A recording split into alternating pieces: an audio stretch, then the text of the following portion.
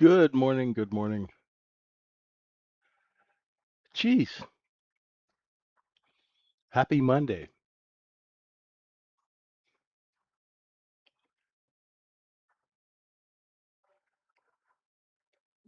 And a gap up, a gap into the gap. I know it's month end and all. Um, yeah, month end is Thursday, last trading day is Friday. And wow, there we go. Yeah, I was talking to on the weekend. He's like, gap up. I'm like, there's no way. How could we have a gap up with all of this inventory above us? And we do. It's so strange. I haven't read the news. Did anything happen in the news? I haven't read it. I've been really bad this weekend. I was very lazy. The only thing I managed to do was build a new balance zone out. I'll show you guys in a few seconds here.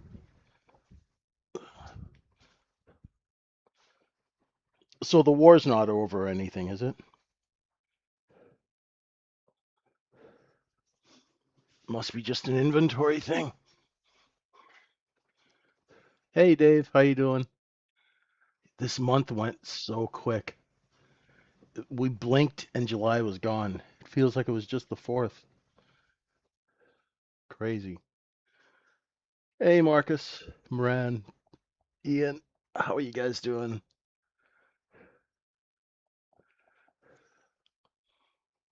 Oof. Okay.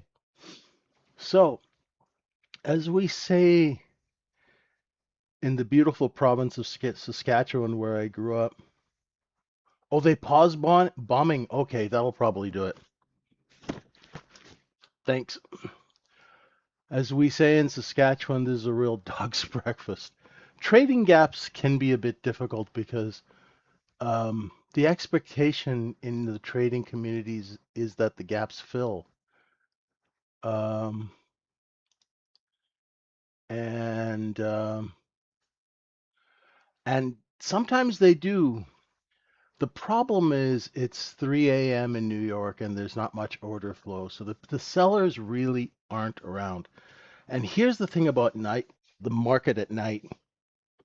The night market has less order flow. So basically what that is it's opportunity. So if you think about wholesalers on this liquidation, right? They took in inventory here and here. So you get a headline like a pause in bombing, right?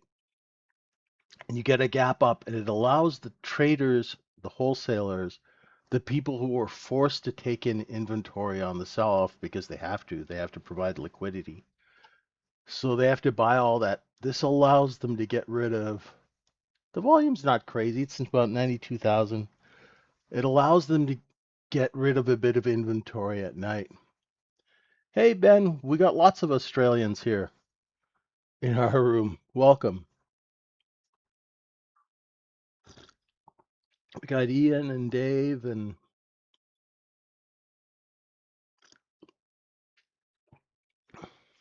so welcome, welcome. And so here's the thing. It's tempting to short a gap, right? But right now, we're just futzing around with the 75.11 area. What I'd like to do before I short is wait for London to open in about 10 minutes and see if we get an inventory correction lower. Because and I did a little thing on inventory, right? I put it in the trading room last night. Inventory is 100% long, which means there's the close on Friday.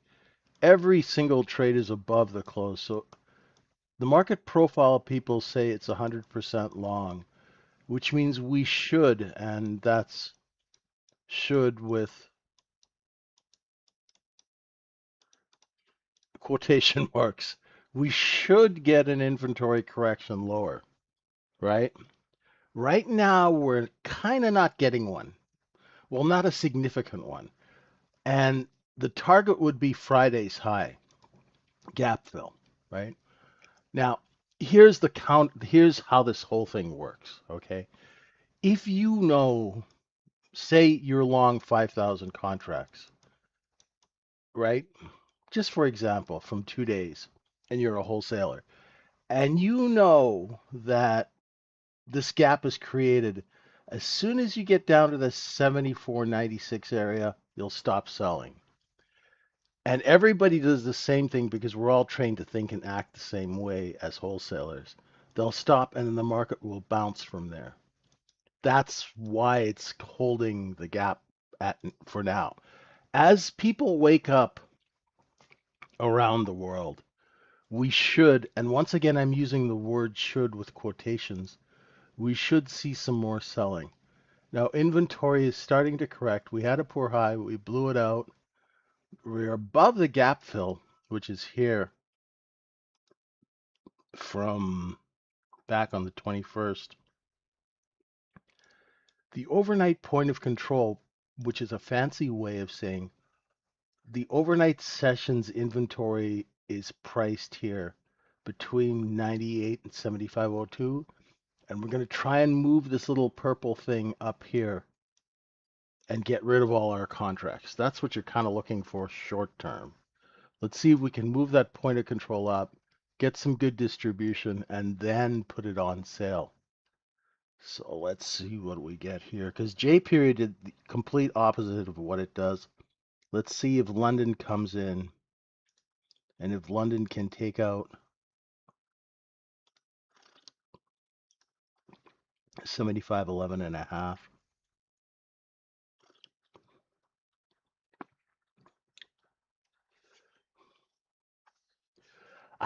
Backfills are typically quick, right?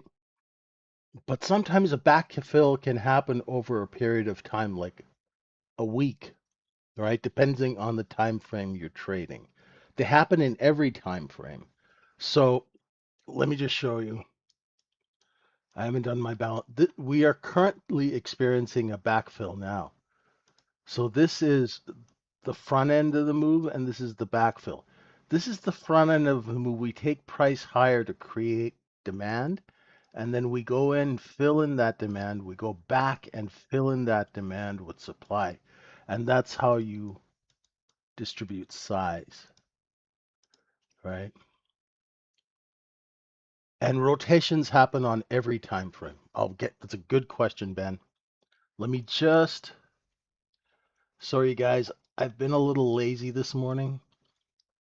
Let me just get a balance zone going here. And if you have it, like I've got weekend brain, right? I've been totally in weekend brain mode. So I'm just going to draw a volume profile and see if my balance, it's not bad. I'm just going to try this balance. If it's no good, I'll get rid of it. We're looking for 75.09 right now. Just get rid of this now.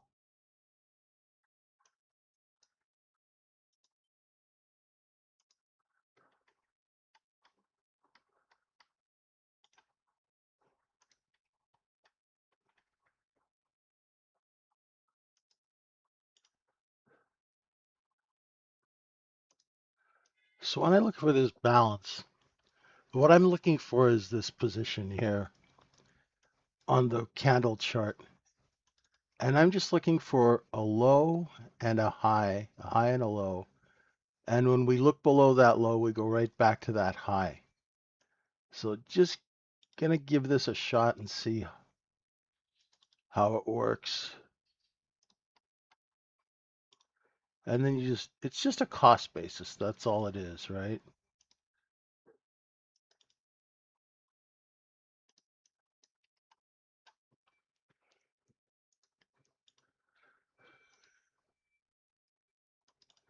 We do the same thing every morning. We just always have the same 5 steps.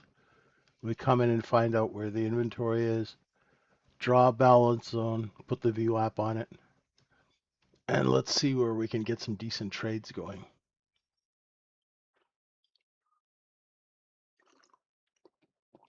So for example, had I been up a little earlier and I just had a little admin stuff to do earlier this morning, and then I went to the gym, I should have done my balance zone earlier because had I, then the trade would have been the look above and fail. We would have been short 14, 15, stop here, and then put some bids down here. And let's see if we can correct inventory back down, at least to the gap fill, right? Because this is the back end of the move right now. How do you draw a colorized balance zone? You just draw, you go like this, draw a rectangle, right? And then what I like to do is I like to put the price labels on it. I put the outline in white. My balance zone's always blue. And then I like to draw the midline because we have larger zones now. Top button, middle, and then you can just, and then to double it, you just go like this. See, you can double it up and double it down. And this is Sierra chart. Now every software program is different, but Sierra is, once you learn it, it's a beautiful software. Unfortunately, it is a bit of a pain in the butt to learn, but once you do learn it, you're set.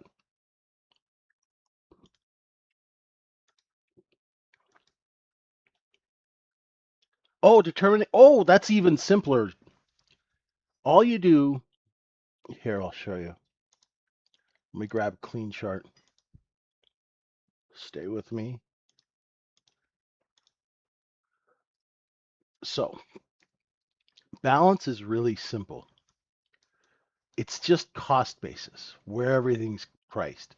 Now, if you look at this chart, Jay Reardon, you'll see that probably most of the volume will be here. Now, how can I tell without running a volume profile? Time time spent and volume. Time spent means that volume will be traded. So what you can do is you just go and you use the rectangle feature, really simple. And what you're doing is you're just looking for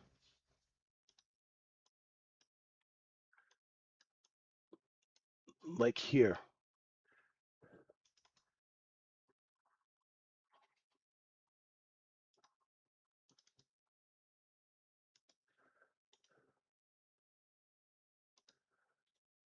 Now I know this seems like random and it's strange, but you're looking for a low and a high. And when you tag that low, you go right back to that high. And all that is telling you is that the sellers all start selling here and then they stop selling here. That is two-way trade when a market is slow, where you accumulate a position and then you go and sell it. I have tons of videos on how to do this in our room and also on YouTube. So now we are correcting inventory. London's opening. Let's see if London stays above or below 75.11. Hey, John, how you doing? See, this is the chart I was talking about.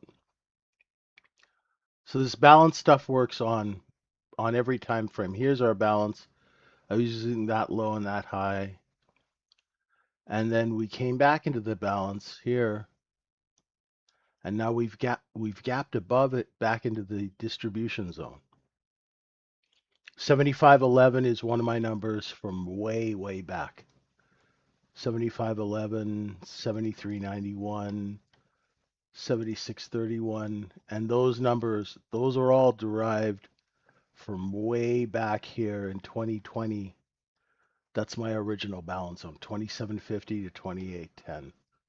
and I've been doubling it ever since 2020, and it's been working. It works well. And that's just because the markets are so highly mathematically precise. It's been working nicely. Yeah, 75.11 has been a workout, a horse for us. So here, see, we came under 75.11, K and L period.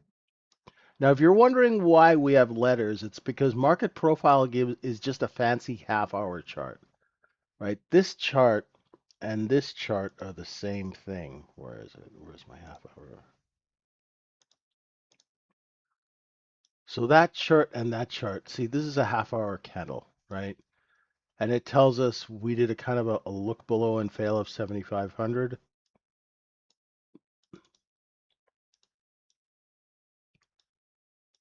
And as we move up, there should be selling once we get up to the 75.21 area.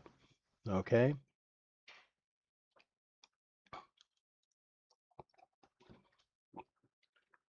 Hey, George. Good morning. How are you? So now London is open and we found the bid. Okay. We found the bid. The bid's right here. That's the bid is where they stop selling. For people who are wondering what I'm talking about, when I say find the bid, right, it means that's where they stop selling. And why did they stop selling here? Because if you think of this level as a glass door, they saw a bunch of buyers lined up here. So when you see buyers lined up, you immediately raise price and see if they'll follow you, and that's exactly what's going on. And so what I'm looking for now is this 1,821 contracts here to slide up here, and we'll get distribution. Now, after a good distribution, in business, generally there will be a sale. Not always, not always, but it is something that we're looking for now, right? We're looking for this thing to be put on sale after they distribute a whole bunch of it. Remember, ladies and gentlemen, this is just a market, right? There's nothing really fancy going on here. They've tried to make it fancy to keep people confused. They love that, right? People love to confuse retail so they can take their money. I am of the opposite. Let's keep it simple.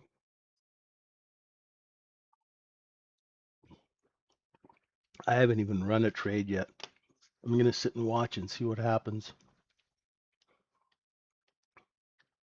Speaking of which, let's get the old trading software open. There we go.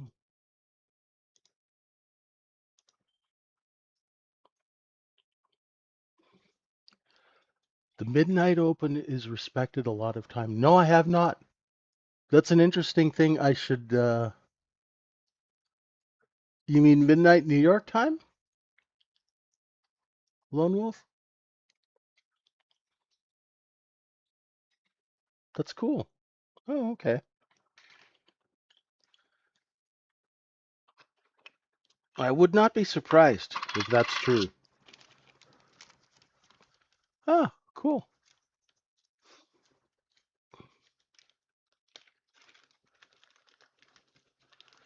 Is that underline any way related to where the big candle with the spike?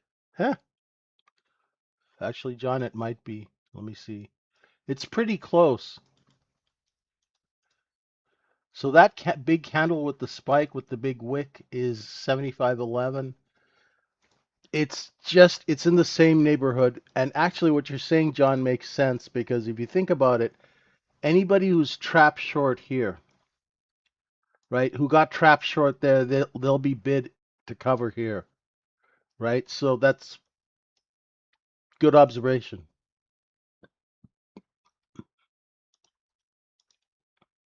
It's not at the exact same level, but it's in the same neighborhood, right? Same cul-de-sac, right? Very close. Too close to be coincidental, you know what I mean? A little tip, there's no such thing as coincidence in finance, right?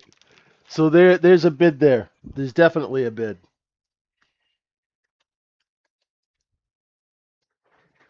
Oh, let's see, what are we doing now? Now we know there's a seller here. Check this out.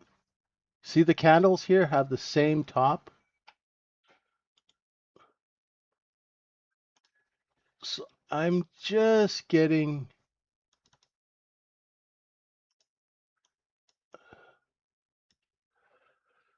into this order flow. Just make sure that I'm seeing things correctly. We'll take a couple of test trades. Get the old brain working here.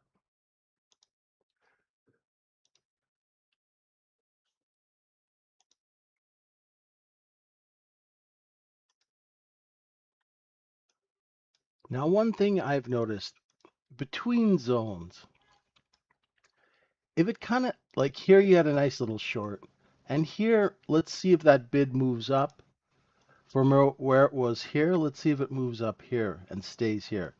If it starts going like this, chopping around like this, I'll leave it alone, right? I am looking for a short, but I know that there's a bid here. So if I do go short at 14, stop 15, I will have to put buy orders here and see if it comes down. That's how I'd trade that right now. So say you're short 14, 15 and a half, 15 stop. Right now you want to watch the offer. We're going to come back into that pocket of buying again under 13, under 12. And your buy orders when you're short are going to tell you how well that trade's working. So say I'm short 14, 14 and a half, right? And I have a buy order at 13. It got filled. Great. How about my buy order at 12 and a half? Ooh, it didn't get filled. If my 12 and a half didn't get filled, then I know, hey, I can go and buy one off the offer at 12 and 3/4. If the offer starts moving higher, I can go quickly buy back my position, book a point, point and a half if it stops going lower. And this way, you actually have some sort of tactical information about what exactly is going on in the market.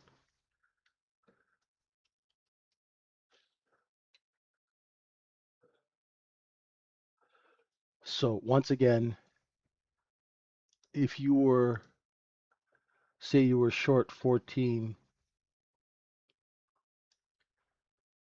right? Now, if the market starts taking out that offer, your warning level is 15 1/4. If you're a big spender, your stop will be here because that's where your sellers were, right? So say I'm short here. If it starts offering 15 1/2, I'm going to start getting nervous, right? I'm okay as long as that offer keeps moving lower. But if that offer starts coming up over 15 1/4, then I know that I'm losing my seller, right? My seller is here. They move down here, and then they move down here, and now they've moved up. The problem is in a short, in a distribution, sometimes you can go and short the backfill quickly. But if we don't backfill down to 10 into tens, it'll probably just stay and drive everybody crazy and just distribute back and forth like this here, which makes it a bit of a more difficult trade. Hope you guys understand what I'm talking about. If not, just ask me to explain it again.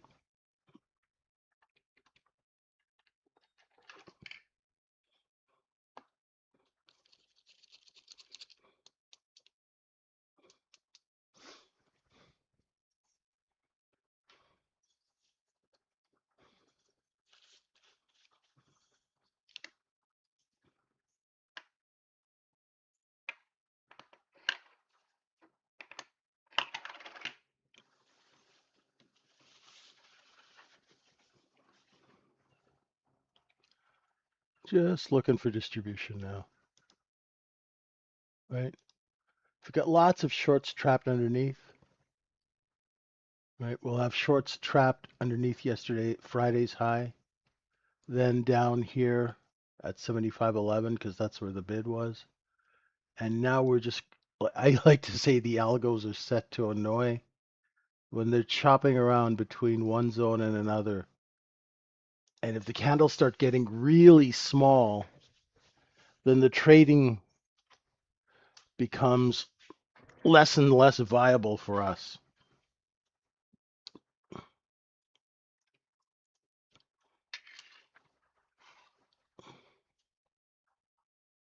You're in Grand Forks?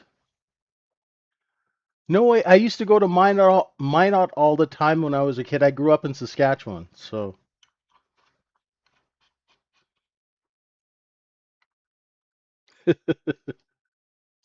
it was a big thing for us to go to Minot. It was like a bustling metropolis compared to Regina, Saskatchewan. Oh, it's good to have some people from the Dakotas with us. You don't get very many traders. Yeah, about 3.5 hours, right, from Grand Forks. Cool. Of course, Minot, the very famous city mentioned in the Boxcar Willie song. Can take the kid out of the prairies, but you can't take the prairies out of the kid. Yeah, you go get some rest, Lone Wolf. Have a good one.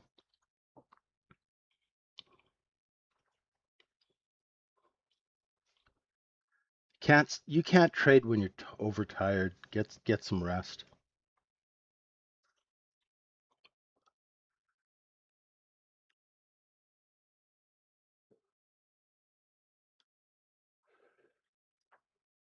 Yeah, I got a lot of buddies who are farmers.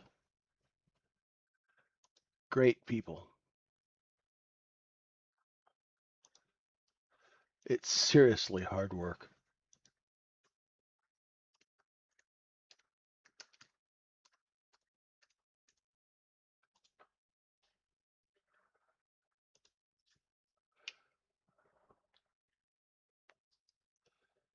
No, no, no. The big banks did not bring me to the UK. I'm not a big bank guy. I grew up in the sewers of the US penny stock world and worked my way up. What brought me to the UK was my girlfriend. She's a doctor and she lived in the UK. I met her and came over here to be with her. And I'm in Liverpool right now. And John and Roger are going to freak out, but Liverpool is the greatest city in the UK.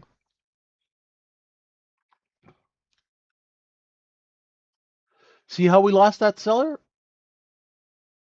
See that 16 seller? Now they've seen buyers and they're raising price.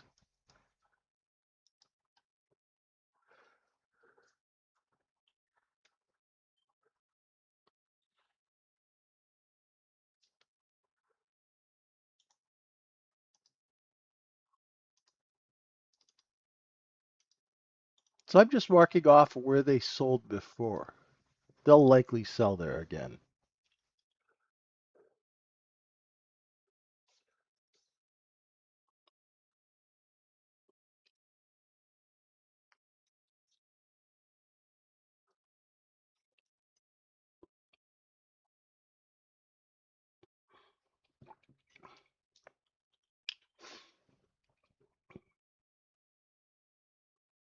Yeah, that's why I put this session on at this time. We call this the London Open, and usually there's some decent trades. Sometimes it's really slow at this time of the morning, and then sometimes we get some interesting trades. But remember, folks, right? Your spiritual goal for this week is to not lose money. It is month end, so your job is to keep the money you made this month. If you didn't make a lot of money this month, that's okay, right? You got a whole fresh month coming at the end of the week. Just don't go crazy. Take it nice and easy. All right. Remember, this whole retail trading gig is all about being relaxed so you can see the information. Don't get stressed out. I know it's very stressful when you're sitting there not making money, but it's better than sitting there and losing money, right? These markets are going to be they're going to be challenging going into the end of the year. So pace yourself. Don't put a lot of pressure on yourself. You're going to spend about 98% of the time watching, 2% executing.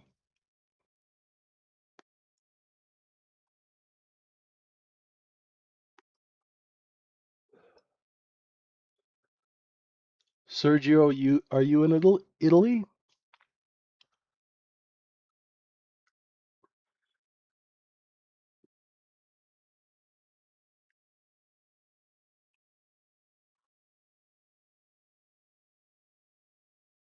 Oh, Belgium. I have very good friends in, how do you pronounce it? Ghent? Gent? I don't know how you pronounce it, but they're there.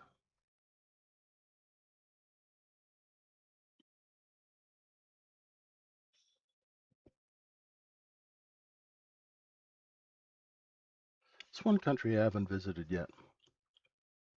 It's on the list.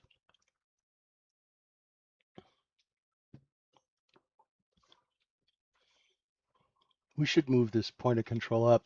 We need like 500 more contracts at one of these levels to move. So what we're doing right now, if you pretend this is the warehouse where we loaded the contracts, this is the highway, and this is the first store where we're unloading contracts and selling them to retail, right? This is exactly how markets work. It's just inventory. And when this moves up, you'll see this blue stuff will move up here. This will turn blue. And this little pink thing or purple thing will move up here to show that we've got good distribution. Is it really, Moran? Oh, cool. They complain about the weather all the time.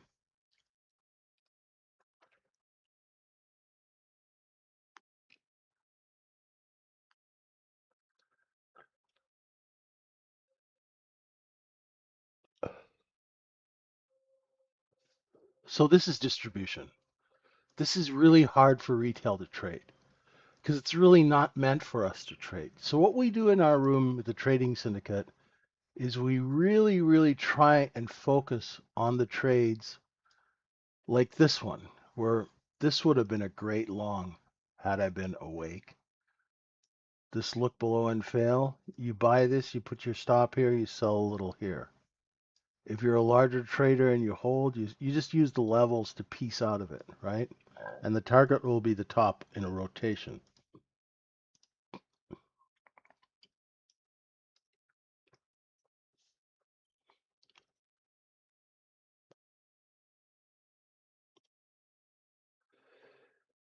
Yeah, they always complain in the winter, my friends in Belgium.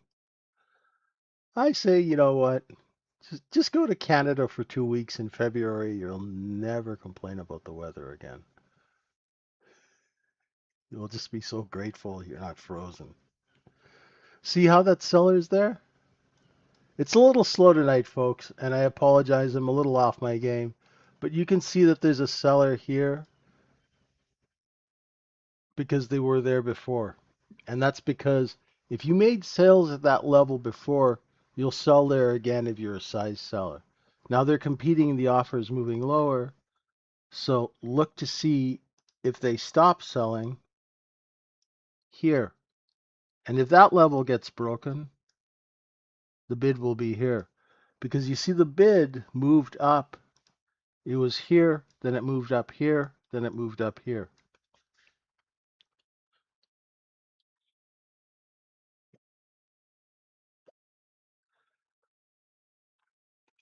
You can really tell a lot from a 1 minute candle chart. The amount of information that it tells you about where the buyers are, where the sellers initiate, where they stop selling. It's so useful and it's cheap and it's free. You don't have to spend any extra money on any fancy order flow software or anything. You know, trading used to be so simple and they've gone and made it so overcomplicated, right?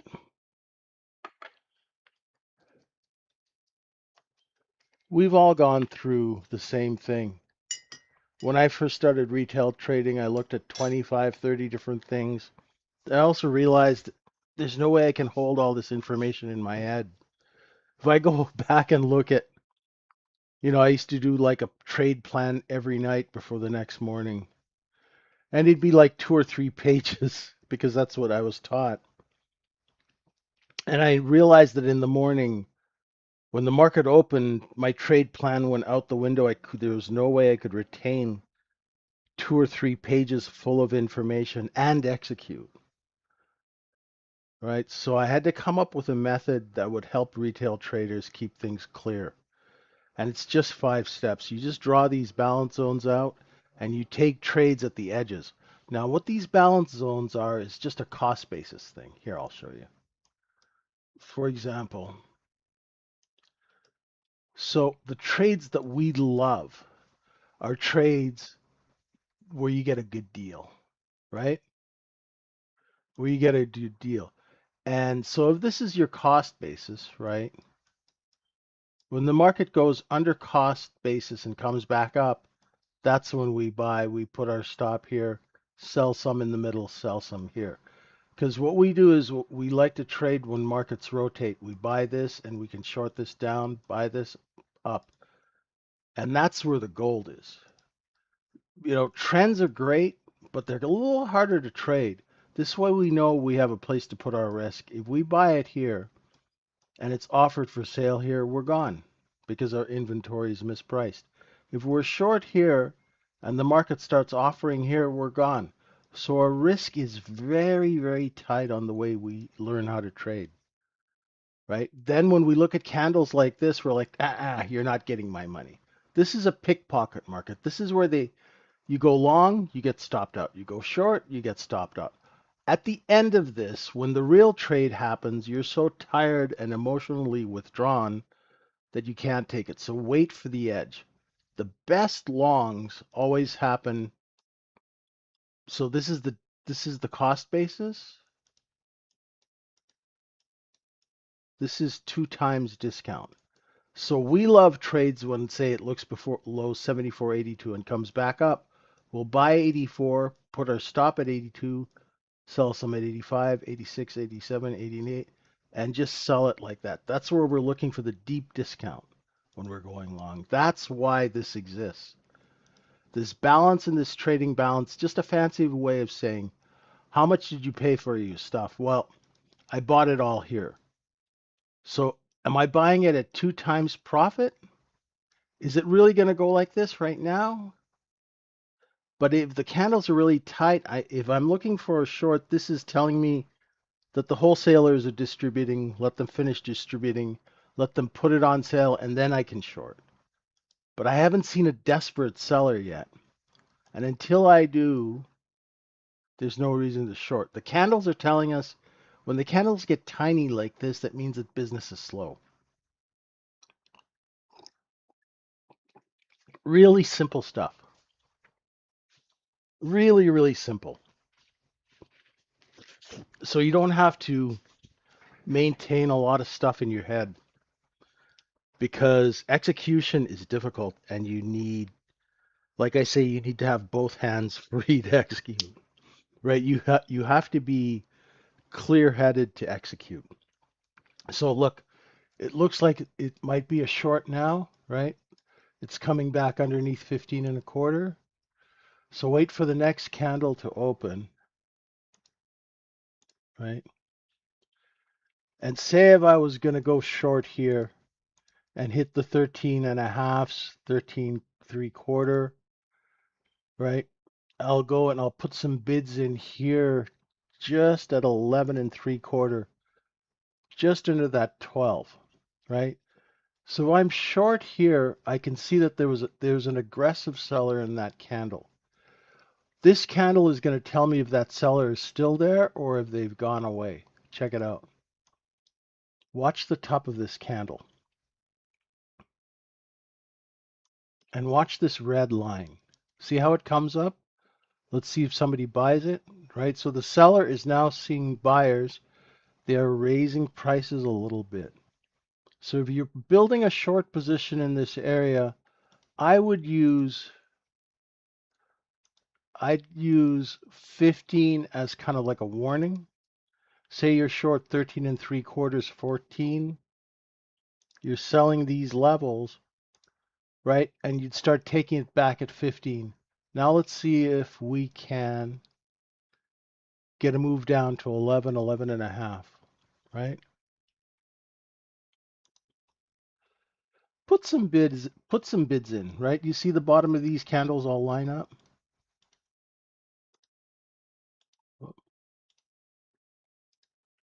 I know this sounds weird, but there's bids here. So go put a 12 and 3/4 bid and see if you can get hit.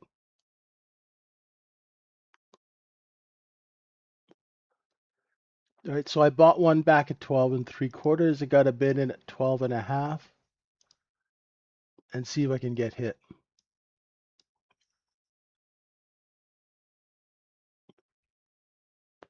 It all depends on the order flow, Ben. Sometimes it does, sometimes it doesn't. And that's why we have those levels, because every time we get down to that level, it might be different. And it probably will be different because order flow is never the same. So now we know we've got a seller at 14. So now 14 is your danger zone. The more time spent around a price area means that that's where the inventory is. It's either a distribution or an accumulation. So where am I short? I'm short 1375 on a couple of micros. I got a 12 and 3/4 bid in that I covered one on. One I haven't cut. I've got another one bid at 12 and 3/4. Now if it starts going above that 14, above that white line, I know, this might not work, right? So I'll move that 12 and 3/4 bid up to 13 and see if I can get tagged at 13. I'm trading the micro just to make sure my brain is working and that I'm assessing the order flow correctly. I always start with the micro because if my brain's not working, there's no need for me to lose 300 bucks. I can lose, 200, 25, 30 and accomplish the same thing.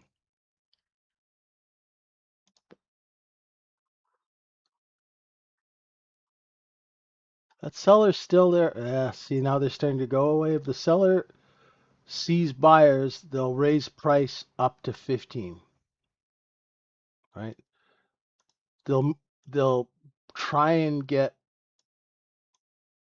the buyers to come up. But if sellers are competing, then we'll push down. So it's all order flow and inventory, right? It's just like you're selling hot dogs, right? You have an inventory of hot dogs. Okay, I bought the other one back at 12 and 3/4, 12 and a half. I caught one. I got two contracts left. I'll go 12 and a half on the other one and 12 and a quarter on the other and see if I can get a hit at 12 and a quarter. It's trading quarter. Ooh, I'm filled. I'm flat.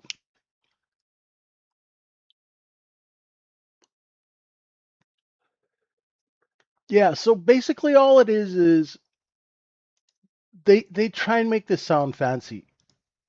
Ben, inventory is the supply of stuff. Order flow is the flow of customer traffic. That's all it is. Order flow is just means what kind of customers are coming in. This is the inventory correction. Now, had I shorted more contracts, I should have had a lookout bid underneath this. And you just put your bids when you're short already. Just make sure that you have your buy orders in.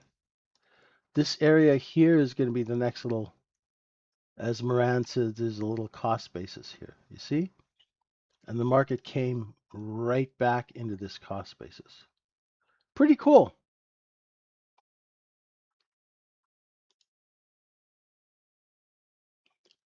Okay, folks, have a wonderful trading morning. Remember, keep your head on a swivel and your hand on your wallet, okay? Don't let them take your money this week. If you have questions, reach out. I'm around. I'm going to have some more coffee and try and wake up. And we'll see you at 9:15 Eastern for our next session, which is 2:15 in the UK. Thanks, everyone. We'll see you soon. Appreciate you guys. Bye for now.